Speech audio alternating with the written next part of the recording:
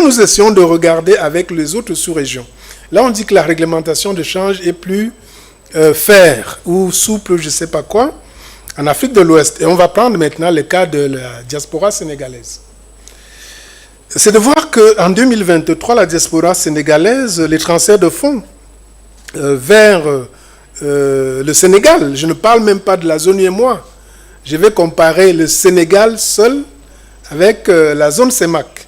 Et vous allez voir qu'il y a un petit décalage. Alors, les transferts de fonds ont représenté 2,7 milliards d'euros. Donc, c'est 1818 milliards.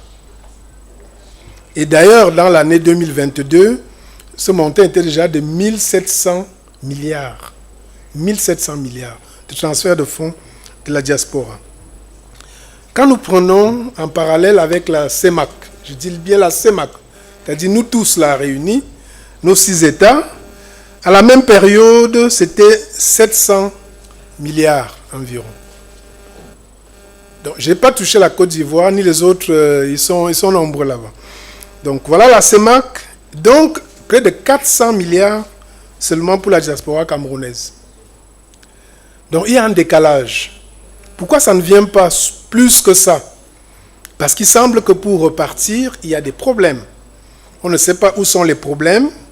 Les gens disent tout et n'importe quoi. Et comme la Banque centrale est là, tout ce que les gens disent, que c'est plus facile pour un client d'avoir un accord de transfert que pour une banque d'avoir l'accord de transfert, je ne sais pas si cette ineptie peut être vraie.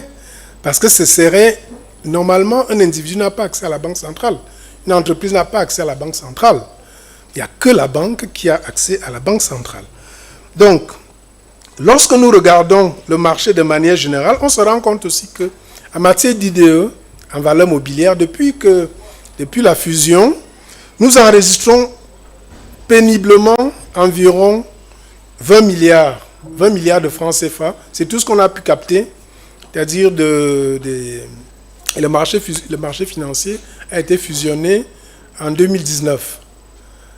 Donc c'est au moment de la nouvelle entrée en vigueur de la nouvelle réglementation. Donc on regarde ça et on se rend compte que beaucoup de fonds de pension sont pourtant intéressés, mais réduisent progressivement, c'est-à-dire leur intérêt, parce que si nous le disons, c'est parce que nous avons parlé avec ces personnes pour dire j'avais bien voulu mettre 10 millions de dollars, 10 millions d'euros dans cette opération, mais le dernier investissement que j'ai fait, je ne suis pas encore en train de rapatrier et j'attends un peu. Alors, pour conclure, la doléance du marché financier, c'est de dire que nous voulons profiter de... Nous avons d'abord une crise d'existence, hein, c'est-à-dire, comme j'ai dit, j'aimerais bien qu'on invite les banques de venir parler aussi de ce que fait, c'est quoi la banque. Tous les jours, on nous demande de dire c'est quoi le marché financier, vous faites quoi là-bas. On finit de dire, la prochaine fois qu'on se retrouve, on dit non, vous ne communiquez pas assez, finalement, on ne sait pas ce que vous faites.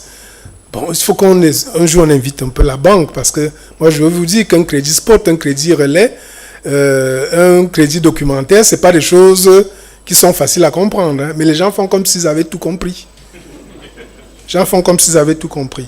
Donc, ce que nous suggérons dans le cadre de ces échanges, et pour conclure cette keynote, c'est de dire que le marché financier a besoin d'avoir cette ergonomie au niveau de, si jamais son épargne sature, il faut qu'on puisse bénéficier de celle qui peut venir de la diaspora, mais également des institutionnels au niveau international. Et nous proposons donc, nous suggérons humblement que la Banque centrale puisse, comme elle sait bien le faire, mettre sur pied un corridor. Le corridor, ça peut être, c'est comme un guichet dédié, uniquement pour pouvoir faire les déclarations de traverser la frontière des capitaux qui veulent s'investir dans les valeurs mobilières qui sont émises sur notre marché. Et ce guichet dédié sera réservé aux banques, parce que les banques sont les intermédiaires, c'est via les banques que les fonds arrivent, parce que les banques ont déjà fait le tamis de la propriété de s'assurer que ce n'est pas du financement du terrorisme Donc, ont déjà bien identifié le client.